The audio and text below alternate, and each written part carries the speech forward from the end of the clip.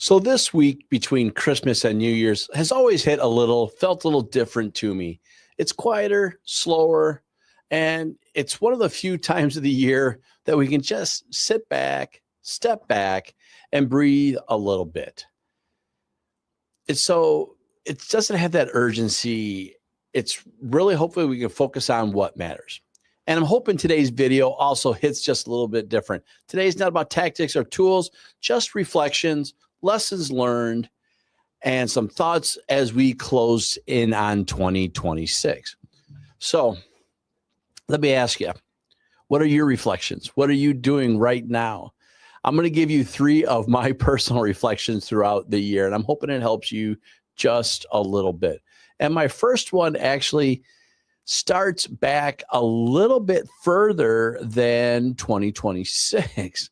It actually starts about 5-6 years ago when I actually said yes to serving on my local real estate association board. And then the following year, I said yes again to the exec board.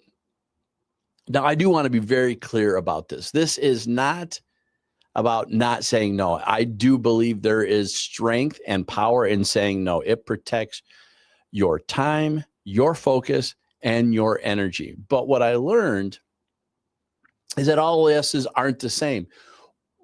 What we can do is make those critical, directional, intentional yeses mean something.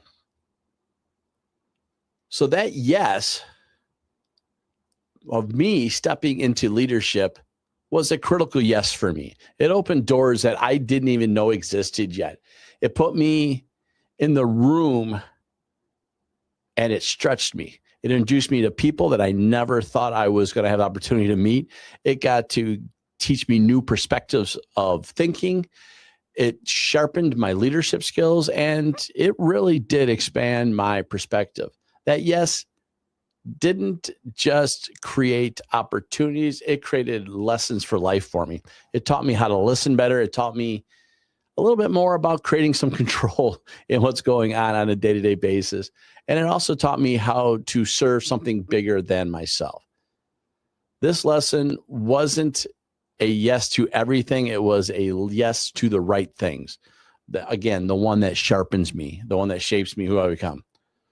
I'm going to tell you right now, growth doesn't come from protecting your time always. Sometimes it has to come from stepping into responsibilities that you were designed to be in front of. And that's what happened for me. That's what happened for my leadership trajectory, and that's what's happening for life for me. So that's step 1, or reflection 1. Reflection 2 happened this past year, because it is a 2025 reflection. And without going down the rabbit hole, a group of us got together and we had an opportunity presented to us, a really big opportunity. And it was going to be meaningful. It was going to impact a lot of things, a lot of people. And we put a lot of time, a lot of energy and hours, people invested. It took a tremendous effort. In the end, it didn't happen the way we had hoped it was going to happen for a lot of us. I'm going to be honest, moments like that can really drain the energy in the room. It could define the year if that's what we let it do. But instead, we got together and we decided as a group that we were still going to focus on growth. We were going to shift and make growth be our priority. So we asked a different question. We asked, what can we build next? That decision is leading us now into the future and hopefully decades where it's going to help build us new energies, more motivation. And I'm going to be honest, a couple things happened with that. Besides re-energizing the board, it re-energized everybody around us. We brought groups of people in. They started asking great questions. It brought curiosity to the group. We found new voices that we never thought we had in our area. And fresh ideas came aboard. It was a total energy reshift that happened for us. And it was a fascinating thing to watch. And one of the things I thought was really fascinating about what happened with with that is we had a direction, kind of set some basic parameters for the first meeting, and we just kind of let them go. And I'm going to be honest with you, what was the most fascinating about that was, if you want me to be honest, it wasn't what I thought I would hear. I love the fact that I just let the room go. I could have stopped it and said, that's not what we're talking about. Rather, I listened, I heard them, I talked, I just let them do what they wanted to do. And we came up with a totally different path, which sometimes is an interesting risk that we talked about. And really, because I trusted the people in the room, I think the direction that we have and the faith that we put into them is going to keep us building for years to come, and that energy years to go. I have great faith in what's happening from there. And I think that is an extremely fascinating opportunity. And I think this will happen for us not only for a year, but hopefully for decades to come. And for me, that was a win. That was a fabulous opportunity for us to have. And I tell you, some of the things I want you to take from that is leadership isn't about forcing the outcomes. It's about creating environments where growth can continue long after one decision, one project, or one moment has passed. Kind of that legacy conversation I probably have told you about many times. Those legacies aren't defined by yourselves. They're designed by what we do and who we inspire. And hopefully that's what happened for us, to the people in front of us. Hopefully that's what happened. My last one is probably not quite as good. The next one here is what I want to tell you is the third reflection is probably a little more painful to admit than I'd care. Again, I was very busy, and we made some significant things happen this year, had some great opportunities, meaningful ones. It was really, really good. And I thought it was great, and glad we got to put the energy toward them. But if I'm going to be honest with you, about halfway through the year, I lost a little focus in my own business. And while that's not awesome, it's a reality of life. I should have been able to manage both at the same time. And in theory, it was manageable. It just didn't happen. Distractions, energy shifts. Basically, I wasn't intentional. I wasn't focused on it. And the focus just quietly slipped away. I got complacent about doing other things and not focusing on what I need to, and thought business was just coming.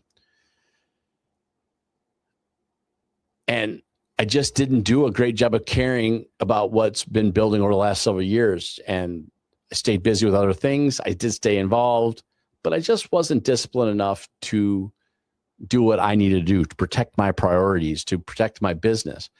And things shifted for a while. Now, towards the end of the year, I did get refocused, re-energized. That's all good, right? Sometimes we got to take those breaks. Shouldn't have let it happen as long as I did. But for me, the lesson carried forward is I shouldn't have had to work that hard to recover. I shouldn't have done what I needed to do. This wasn't because of there wasn't opportunities. This wasn't because of lack of stuff out there. It was really just because of clarity and structure for myself. I did this to myself, and that's where the pain came from.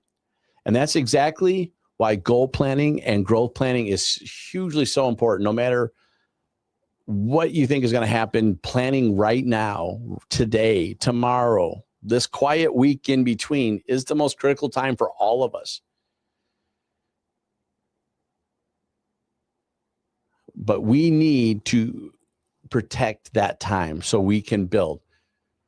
Not because they guarantee success, but because they protect your focus when life gets busy, right? That's what I need us to realize right now. That's what's going to matter now. So right now, my focus is clear.